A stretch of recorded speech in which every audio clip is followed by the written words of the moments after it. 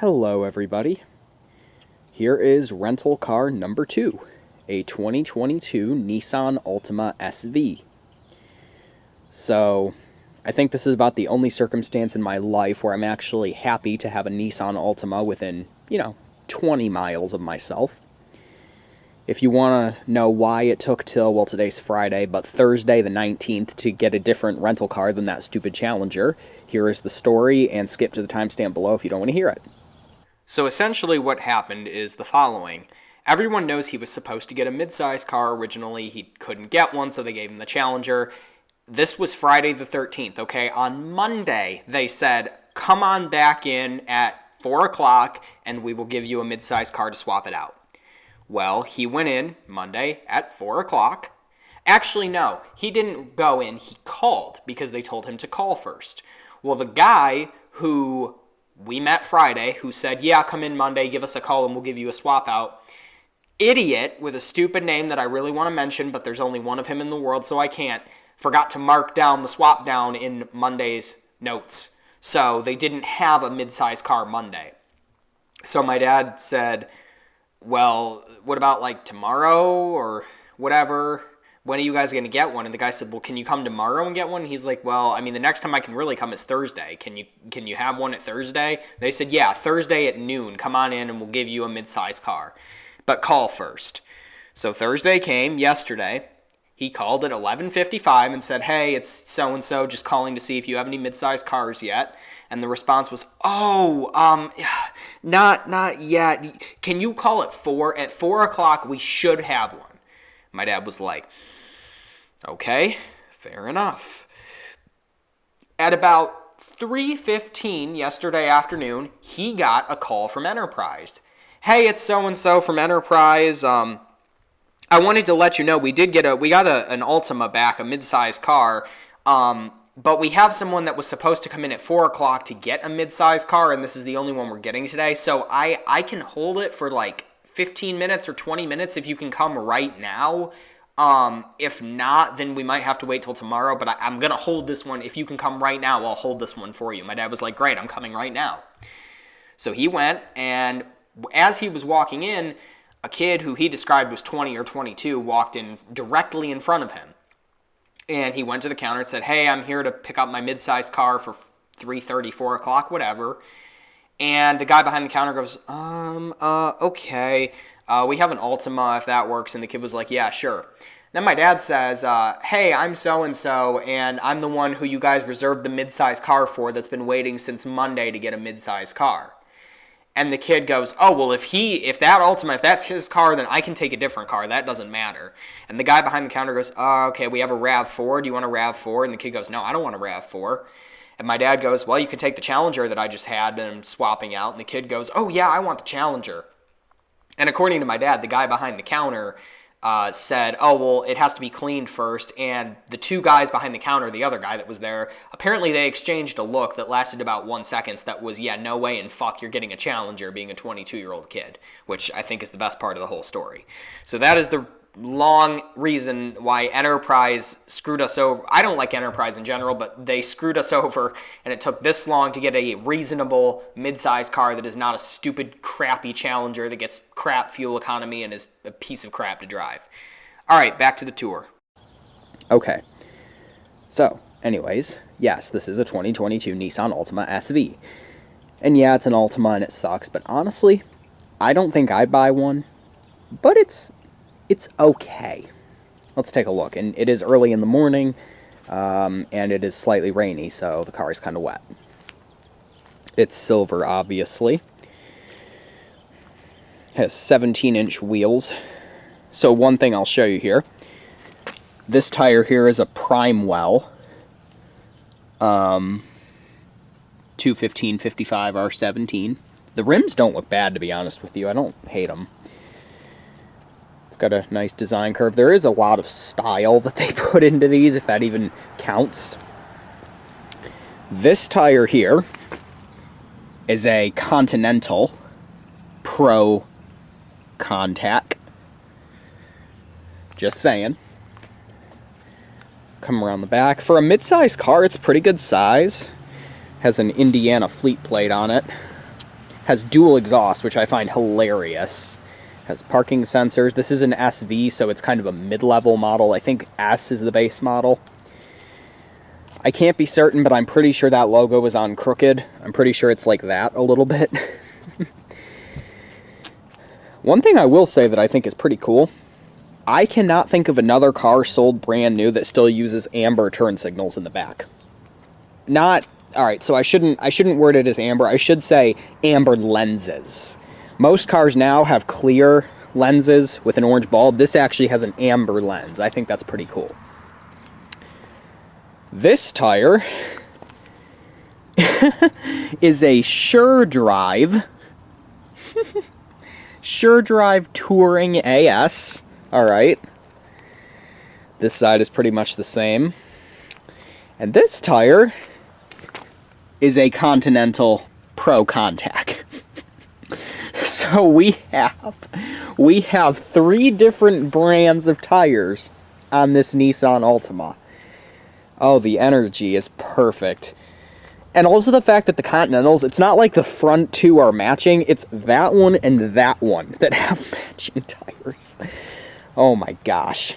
Haven't even gone inside yet. Alright, so, dig the key out of my pocket here. Here's the tag, 22 Nissan Altima. Has the same typical keys. I think Nissan's been using this little egg-style key for decades now. It does have remote start, which is pretty nice for an SV trim. It has lock, unlock, trunk, and panic. So we'll unlock it here if it focuses again. Has little running lights that come on. It does also have the keyless here, so I'll lock it again. Like the Volkswagen, it honks when you hit it once, and then it does have these little running lights that stay on for about 10 seconds after you lock it. But to unlock it, different than like the Challenger where you grab it like this, you just hit the button, and then if you hit it again, you unlock all the other doors. And then to lock it, it just beeps twice at you and it flashes the lights.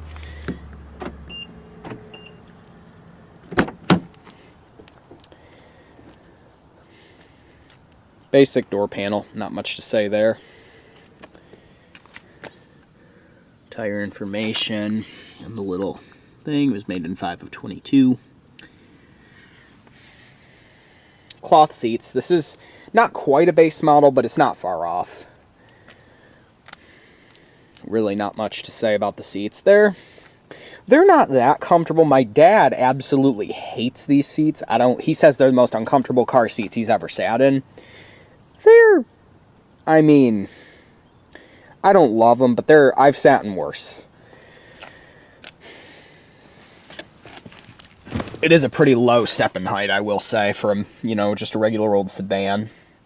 So I guess what I'll do, I'll take the keys out, we'll just put them in this little spot there. And I'll go ahead and start it. It is push button, so you just put your foot on the brake there and hit the button here.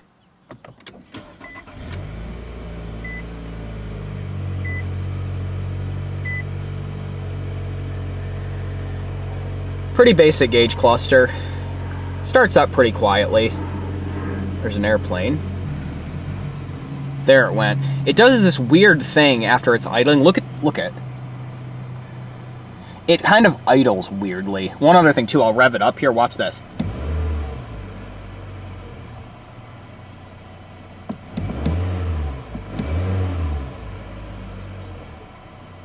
It's got a weird idle sequence. I don't love it.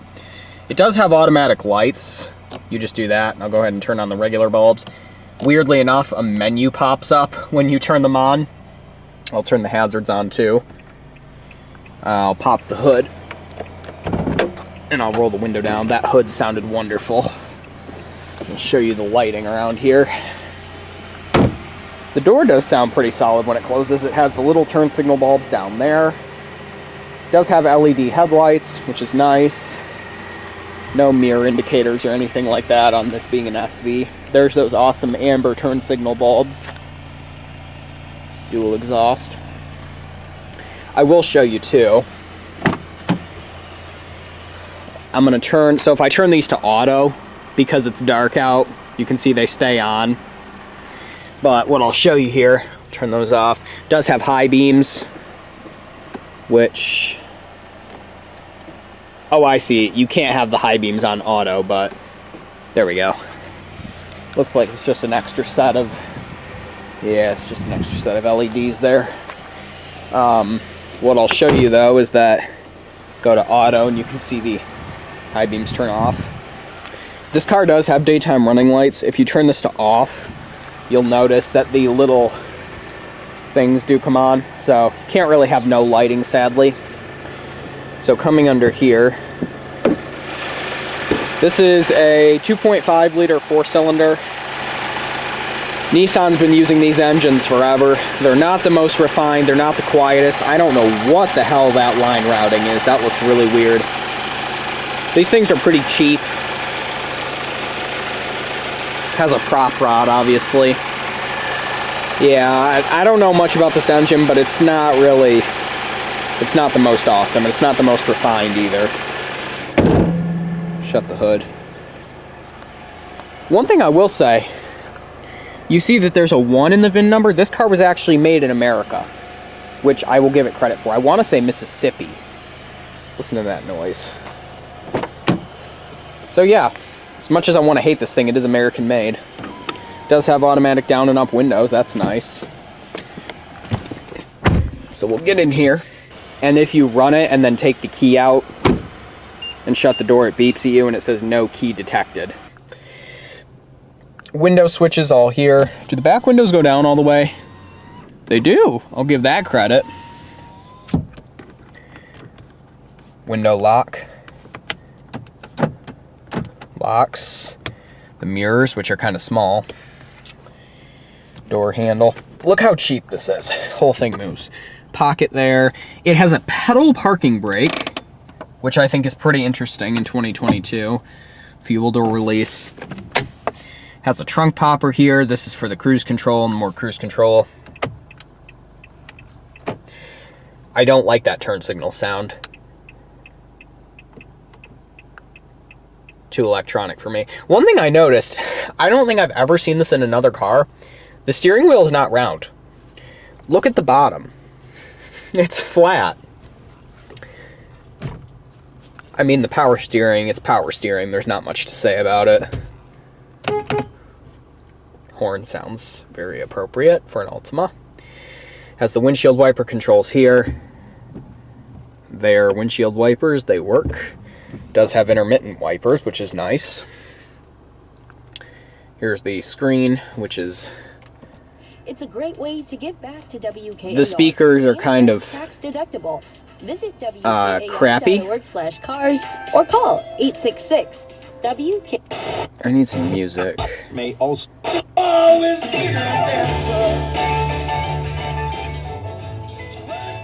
That's a pretty cheap sound system, I gotta say. It really does not sound that good. Got all the buttons on the bottom, unit menu. Of course, there's nothing. Camera. Oh, it is a touch screen, although it's kind of cheaply put up there. Tiny little vents and some hazards. Climate controls, very easy to use. You can see you'd have heated seat buttons here. They work. We'll turn that to warm. Wonderful delay.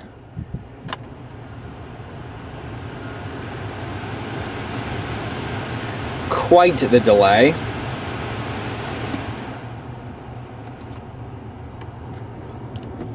Oh, what is that noise? Holy crap. Let's listen to that again.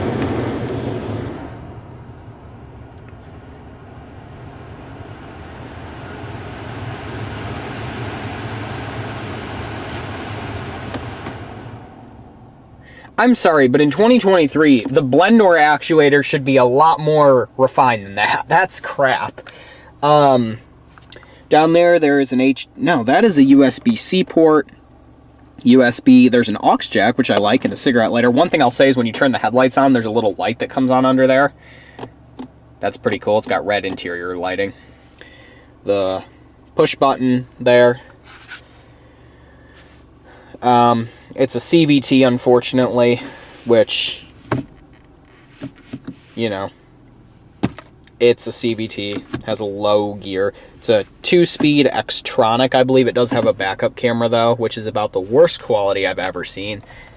It does have the little lines that move with you when you steer. I just had a thought. Oh, that was not very... That was anticlimactic. I was hoping if I popped the trunk it would fly open, but... Yeah, let's put it this way. I can see why this transmission... The problem with these cars, I honestly think with people driving them aggressively, I honestly think the reason is this transmission here, because this transmission gives you very fast and quick torque response when you go to gas it.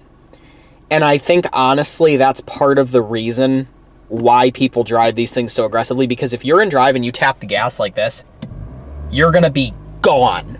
And it makes people think that these cars are faster than they are. So Regular Car Reviews was right when he said that's one of the reasons why these are like that. I don't know what this button is here. Oh my god, it has a sport mode. I didn't even notice that. So yeah, transmission gets a C-. So up on the gauge cluster, you have speed, which... Oh, of course it's not going to do it now because it's got the parking sensor. Let me back up a little bit and then go forward. See how good it is. Yeah, it works. Average miles per hour, which is weird. The car itself has 36,000 miles. Has 288 miles till empty, which seems pretty good because it only has a little over half a tank. The seatbelt light, obviously. Different buttons and controls. Dead switches that move. 2 cup holders. Nice big storage pocket. And the center console's okay. I will say, one thing about pretty much all Nissans that I've noticed, the Sentras do this. We have an NV200 at work that does this. The seat belts in Nissans, Nissan needs to take note of this, okay? This is the highest seat belt position you can go, and this seat height is pretty far down, to be totally honest with you. Why on earth is this the high... Okay, so I'm going to just do a demonstration. All right, this is me. I have the seat pretty much positioned where I would sit, which is all the way back. All right, I'm putting the seat belt on. Now, look.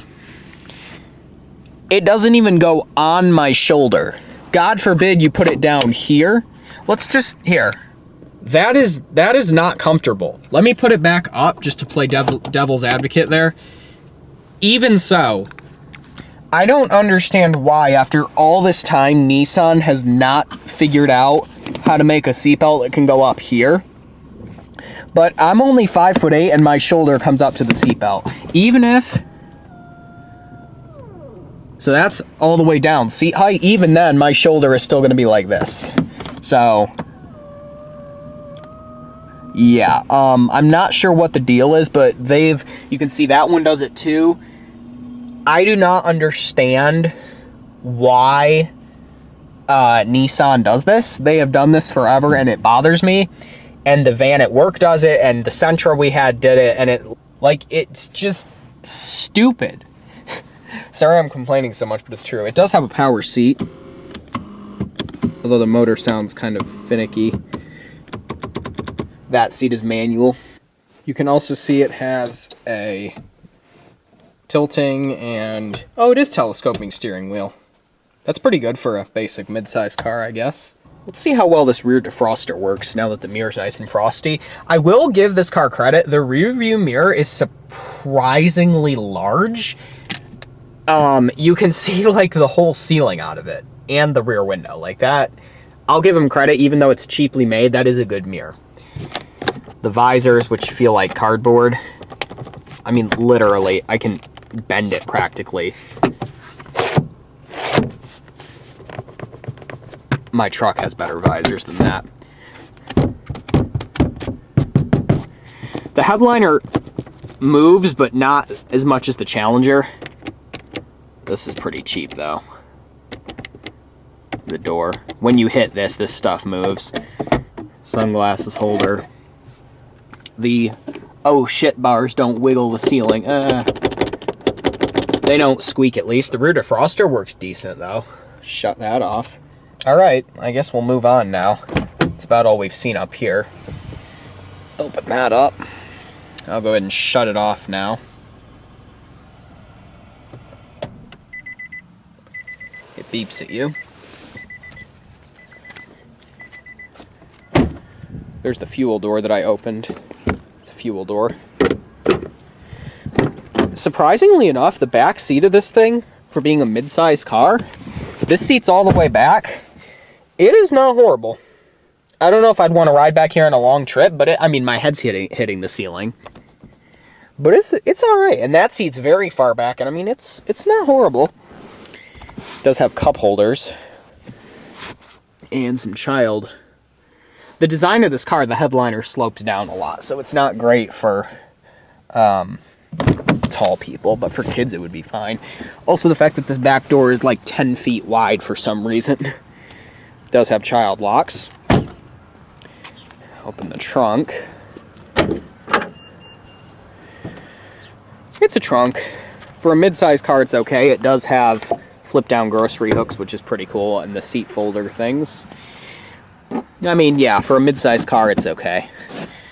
It's got all the jack and the spare tires. I will admit that they probably splurged on passenger room versus trunk room, which is fine with me. Has a release lever. Yeah, I'm fine with a smaller trunk. Means more back seat room. This side, more of the same. Very heavily bolstered seats.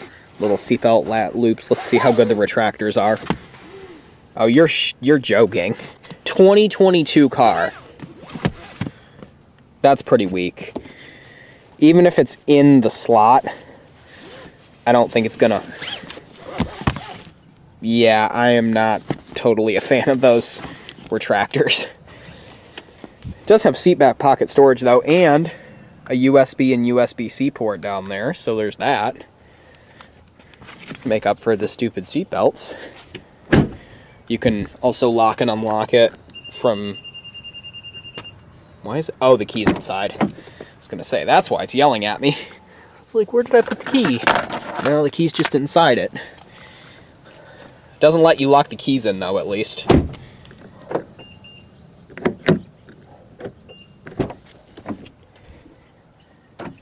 Oh, that's weird. It only unlocks this door if you hit that. Passenger seat room is... It's fine. It's not the best, but for a mid-sized car, it works. I like to sit very far back, so I have the seat very far back. I mean... You would think it would go more back than this, but it doesn't, and there's no height adjuster. This is just it, which feels kind of low, honestly.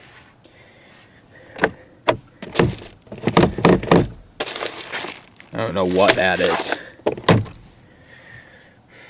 Dashboard's pretty smooth, though.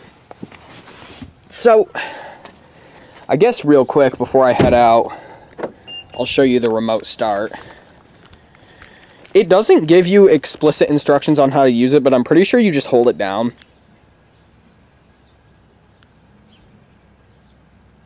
I've been having issues trying to get it to work, but you don't really...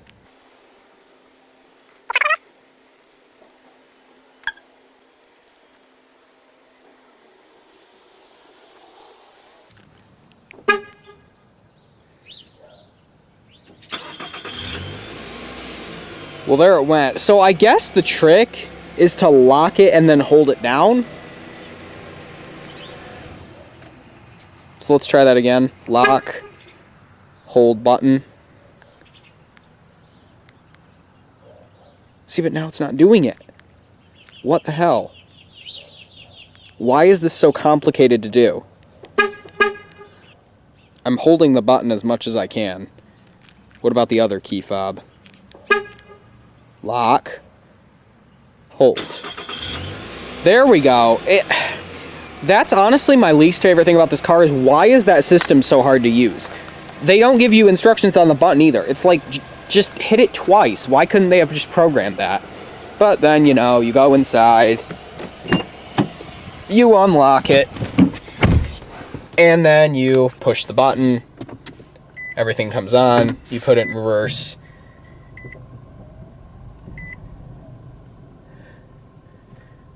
And then you go. There's the parking sensor, which sounds like the McDonald's fry timer. Ooh, we spun the tires a little bit. But you can see what I mean by it's a really sensitive pedal. Here, I'll do that again. Try not to spin the tires as much. But like, watch, you put it in drive. Now, watch my foot on the gauges. Like, it's almost like a Subaru, where it's like super responsive. I don't know why they did that, because it makes people drive aggressively, but yeah. The doors also unlock when you do that. This thing can spin tire. That's pretty impressive. So yeah, that is a tour of a 2022 Nissan Altima SV. A Camry would be better, but this isn't truly awful. Thank you for watching. Feel free to subscribe and click like if you like what you see, and follow me on the web at isaac24.com. Bye-bye.